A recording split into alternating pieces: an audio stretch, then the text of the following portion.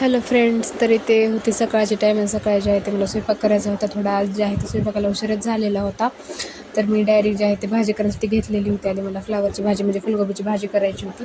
सगळ्यात पहिल्यांदा कढई गरम केली, म्हणजे तेल टाकलं. तेल गरम झाल्यानंतर जे आहे ते फ्लावरमध्ये टाकून घेतला आणि ते चांगल्या प्रकारे फ्राय करून घेतलं. कारण फ्राय केल्याने आधी भाजी करण्याच्या आधी फ्राय केल्याने तर भाजीला चव पण खूप छान लागते. मी स्वतः ट्राय करत राहते.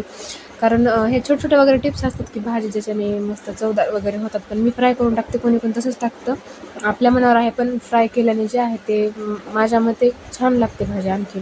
कारण शिजताना वगैरे जे आहे तरी वगैरे जास्त भाजते, ते लगेच निघून जाते. त्याच्यानं चव वगैरे काही राहत नाही भाजीमध्ये. आधीपासूनच भाजी वगैरे थोडी फ्राय झालेली असेल तर बरं पडतं आणि छान पण लागते, टेस्टी पण लागते अशी भाजी. तर फ्राय थोडी होत आली की लगेच मीठ टाकलेलं आहे. मीठ तर इथे पूर्ण भाजी जी आहे ते फ्राय करून घेतलेली आहे मी. आणि हे जे आहे ते भाजी फ्राय करून झाल्यानंतर मी काढून घेत होते साईडला. ही पूर्ण भाजी जी आहे ती लगेच तेल गरम केलं. तेलामध्ये लगेच मोहरी टाकली. मोहरी टाकल्यानंतर मोहरी चांगली तडतडल्यानंतर मीठ टाकलं. लसूण टाकल्यानंतर लगेच मीठ टाकला होता. कांदा थोडा फ्राय झाला. थोडंसं कांद्यामध्ये मीठ वगैरे टाकल्यानंतर मीठ टाकलं होतं. टोमॅटो सगळं मॅश वगैरे झालं की लगेच मीठ टाकलेलं होतं. मी रेड चिली पावडर आणि थोडीशी हळद आणि त्याच्यामध्ये टाकलेलं होतं मी अंबारी मसाला थोडासा, आणि घरचं जे वाटण असतं ते वाटण थोडंसं टाकलेलं होतं. तर ते चांगल्या प्रकारे टोमॅटो जे आहे ते चांगल्या प्रकारे मॅश झाल्यानंतर मी टाकलेलं होतं वरून फ्लावर चांगल्या प्रकारे फ्राय झाले की मध्ये जे आहे ते थोडं पाणी टाकून एक झाकून ठेवलेली होती भाजी मी 2 ते 3 मिनिट, जास्त वेळ नाही. कारण आधीपासून जे आहे फ्लावर आपलं फ्राय झालेलं होतं. आणि कांदा जे आहे ते असा लांबा कट करून घेतलेला होता मी. लई बारीक पीस केलेलं होतं त्याचे मी. जिथे मीठ टाकून फ्राय करत आहे, कारण कांदा भाजताना मध्ये मीठ टाकल्यानंतर जास्त कांदा पटकन फ्राय होतो आणि पटकन जे आहे ते कांद्याला तेल सुटत असतं. ते लगेच टाकून घेतलेलं आहे. मध्ये टोमॅटो फ्राय झाल्यानंतर मध्ये जे आपले मसाले वगैरे असतात ते टाकून घेतले. मध्ये फ्लावर टाकलं. फ्लावर चांगलं फ्राय वगैरे झालं की मस्त मध्ये पाणी टाकून 5 ते 6 मिनटं भाजी जी आहे ते शिजून घेतली. आणि त्याच्यानंतर वरतून शेंगदाण्याचं कूट टाकून घ्यायचं, म्हणजे आणखीनच चवदार लागते. म्हणजे भाजी शिजत आल्यानंतरच कोणत्या पण भाजीमध्ये जे आहे ते टाकून घ्यायचं शेंगदाण्याचं कूट.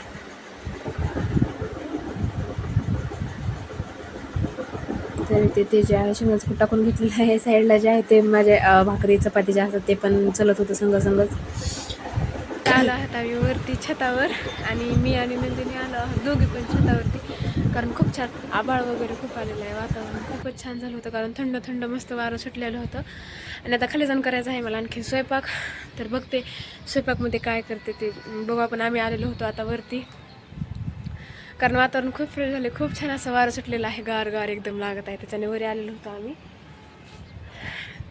आणि सकाळची जी भाजी आहे फ्लावरची भाजी, ती फुलगोबीची जी भाजी आहे ती तुम्हाला कशी वाटली मला नक्कीच सांगा तुम्हाला.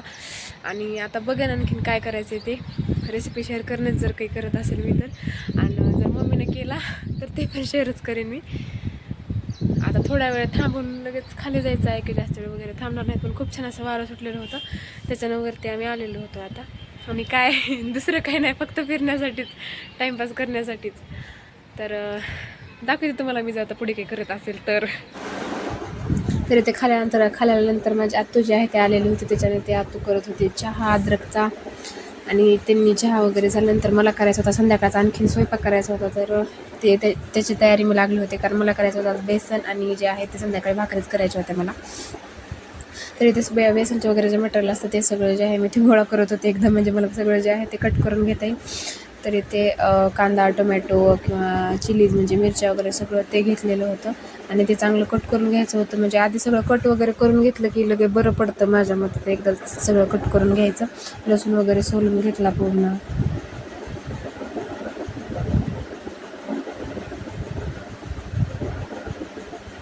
आणि कांदे वगैरे सगळे जे आहेत ते कट करून घेतले. टोमॅटो वगैरे कट करून घेतला. कारण बेसन करायचं होतं मला, पटकन करायचं होतं स्वयंपाकाला. ह्या पण टाईमला म्हणजे उशीर झालेला होता, कारण मी गेलेले होते बाहेर. तर त्याच्याने मला झालेलं होतं उशीर स्वयंपाक करण्यासाठी. माझ्या मते मी जे आहे ते स्वयंपाक 6:30 ते 7ला किती स्टार्ट केलेला होता. आणि मला पटकन एक अर्ध्या घंट्यामध्ये जे आहे ते स्वयंपाक करून रेडी करायचा होता. ते मिरच्या वगैरे सगळ्या बारीक कट करून घेतलेल्या होत्या. कांद्याची पात पण कट करून घेतलेली होती. आणि शेंगदाणे वगैरे जे आहेत ते पण काढून घेतलेले होते. तिथे लगेच तेल गरम केलं, तेलामध्ये लगेच मोहरी वगैरे टाकली, लगेच मध्ये जे आहे ते लसूण टाकला वाटलेला, आणि मध्ये मिरची आणि कांदा लगेच टाकला. ते चांगल्या प्रकारे फ्राय करून घेतलं. मध्ये लगेच आणखी मीठ टाकल्यानंतर आणखी थोडा फ्राय करून घेतला. आणि खूप जणांचं असं असतं की बेसन जे आहे त्यांचं हे होतं किंवा हे होतं म्हणजे गाठी वगैरे पडतात मध्ये, तर त्याची ट्रिक वगैरे आहे की आपण आधी साईडला बेसन काढून घ्यायचं जेवढं पाहिजे तेवढं, आणि त्याच्यामध्ये थोडं थोडं पाणी टाकून ते मिक्स करून घ्यायचं. आणि ते चांगलं मिक्स करून घेतलं का नंतर ते टाकून घट्ट करून घ्यायचं. आपण कढईमध्ये जे आपण बेसनचं मटेरियल वगैरे जे भाजून घेतलेलं आहे त्याच्यामध्ये नंतर ते टाकून फ्राय करून घ्यायचं. म्हणजे कसं कुणाकुणाच्या गाठी होतात, खूप होतात. माझ्या पण स्टार्टिंगला व्हायचं जेव्हा मी स्वयंपाक शिकलेली पहिल्यांदा वगैरे किंवा करायची, तेव्हा माझं पण तसं थोडं थोडं आबडदोबड किंवा जास्त गाठी राहायच्यामध्ये. पण हे ट्रिक वगैरे मला समजल्यानंतर मी करत राहते बरोबर, त्याच्याने म्हणजे गाठी वगैरे काहीच होत नाही. एवढंच की बेसनला टाकल्यानंतर ते जे बॅटर वगैरे आहे ते कंटिन्यू हलवत राहावं लागतं आपल्याला. तर याच्यामध्ये लगेच मी टोमॅटो वगैरे टाकून घेतला, सगळे स्पायसेस वगैरे टाकले मध्ये, लगे आणखी थोडंसं टाकलेलं होतं पाणी.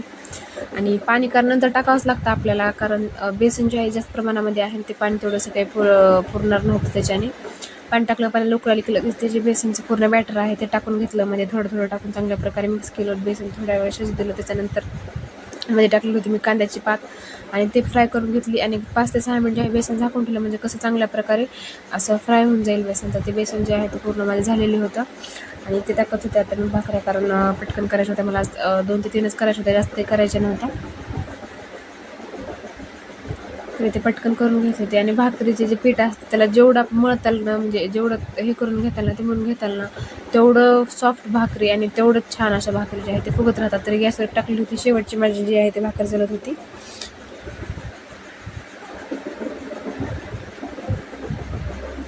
तरी ते लगेच जे आहे पटकन थापून वगैरे घेतलेली होती भाकर. मी दुसरी जी आहे ते गॅसवर भाजणं चालूच होतं. साईडला जे आहे ते डाळ पण लावली होती कुकरला मी, कारण डाळ पण तवर शिजून जाईल म्हटलं.